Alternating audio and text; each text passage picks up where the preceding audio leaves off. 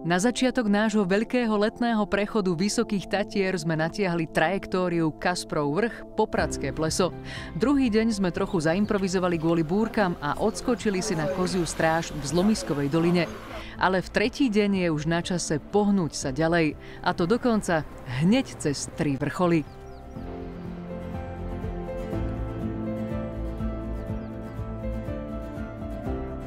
Tretí deň našich krásnych televíkendových tatranských potuliek a viac menej sme si dali dnes takú rannú rozcvičku, počas ktorej sme divákom nestihli nič prezradiť, ale privítame ich v tomto krásnom prostredí v Sedle pod Ostrovou. No, čaro toho filmovania je to, že jednoducho zrazu ste niekde a pritom už máme za sebou 500 výškových metrov, takže prišli sme do Sedla pod Ostrovou. Za nami je ostrova, taký nevýrazný kopček, ktorý je zase od Popradského plesa krásne viditeľný a sú tam krásne lezecké steny a pod ním je symbolický cintorín.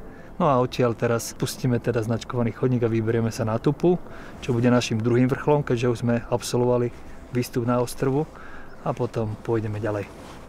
Máme na to zatiaľ naozaj prekrásne podmienky. Vyzerá to ráno priam idylicky, samozrejme aj tú inverziu v Podtatranskej kotline, aj výhľady na štíty, ktoré sú za nami samozrejme. Ale tie predpovede sú dnes také vrtkavé, priznajme si. No práve kvôli tomu sme začínali pomerne skoro ráno, tak už trošičku po 5, aby sme stihli výjsť na vrchol ešte pred nejakým dážďom a veríme tomu, že nás to nezastihne v nejakých takých nepríjemných miestach a že dole zídeme pomerne suchý. Tento deň je zaujímavý tým, že máme normálnych, reálnych klientov, ktorí sa vybrali s nami na končistu a verím tomu, že to pôjde takisto dobre, ako nám to šlo doteraz.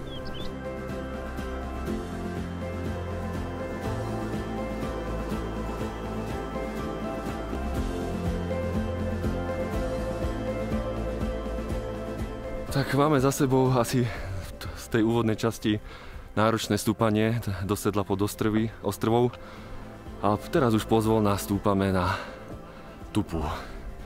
No ten tretí deň určite by sa na každom podpísal na tej kondičke, takže je to cítiť, stehná, kolena bolia, ale tak neponáhľame sa, hoci máme na pamäti to, že sa nám počasie ide zhoršiť, čo nám nepridáva úplne do pohody, ale tak užívame si to v rámci možností.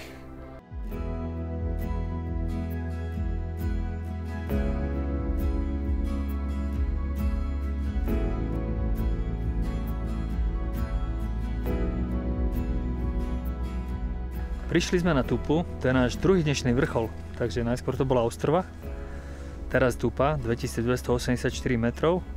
Je to vrchol, ktorý je tiež technicky ľahko dostupný, ale nedostupný pre bežných turistov bez horského sprievodcu. Ale pre nás to nie je ešte záverečný cieľ nášho dnešného dňa. Budeme ešte pokračovať ďalej na končistu. Najskôr zostúpime do Lučného Sedla a potom budeme pokračovať po takej veľkej kamennej suti až tesne pod vrchol a potom hore, kúsoček už len. Vzhľadom k tomu počasiu, aké teraz panuje v týchto Tatrách, tak ešte máme možnosť niečo vidieť, takže ešte stále je odkrytá celá západná časť Vysokých Tatier, takže vidno hrebeň Bášt, hrebeň Solísk, Kriván sa nám pekne odkrýva a potom ešte na konci Mengusovskej doliny vidno Kôprovský štít, Popradské kôpky a ešte v oblakoch, ale ešte stále je tam cítiť, stále tam je vysoká.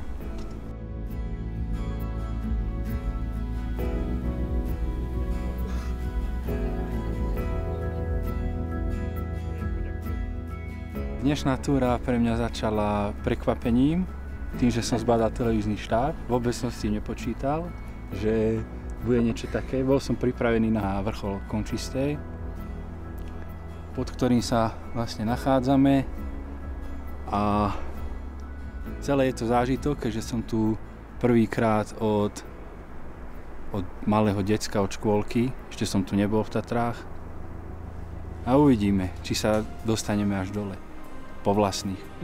Hádam áno.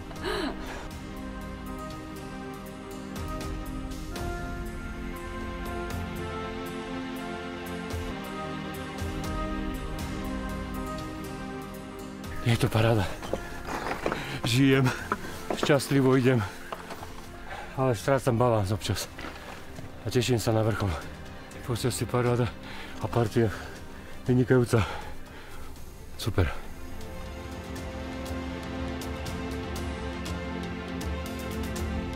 Super, náročné. Ja už nemám slov na to.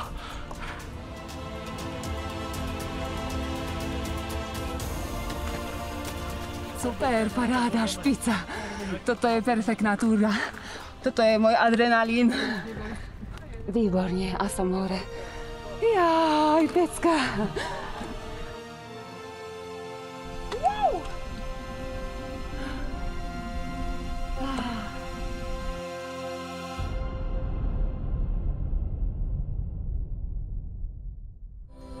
Ďakujeme, čau.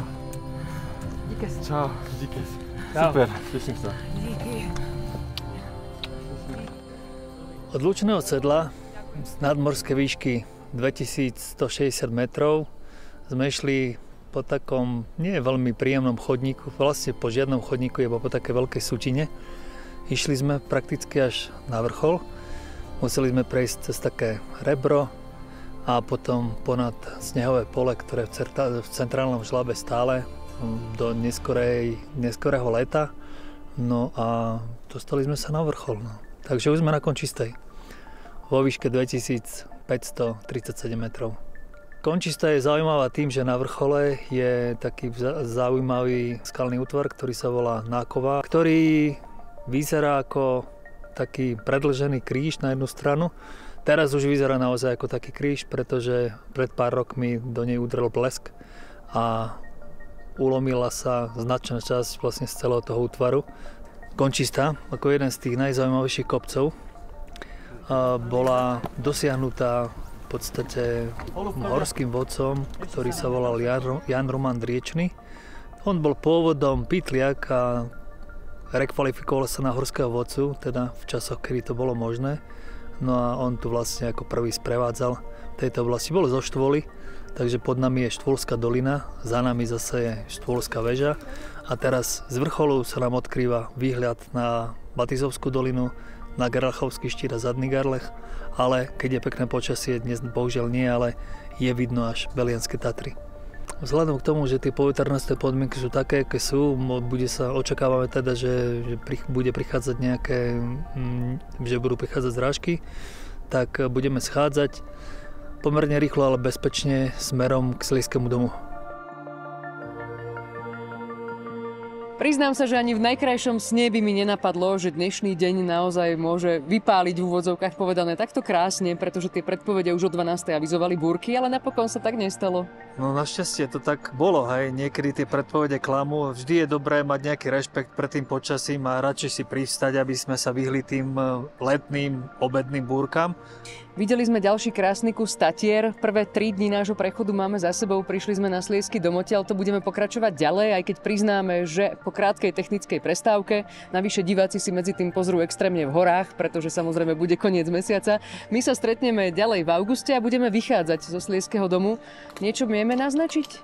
Je pravdou, že teraz končíme, ale budeme pokračovať po chvíľku znova ďalšou časťou nášho putovania Tatrami a budeme prechádzať veľkou malou studenou dolinou takými netradičnými prechodmi, ktoré nie sú po bežných turistických trasách.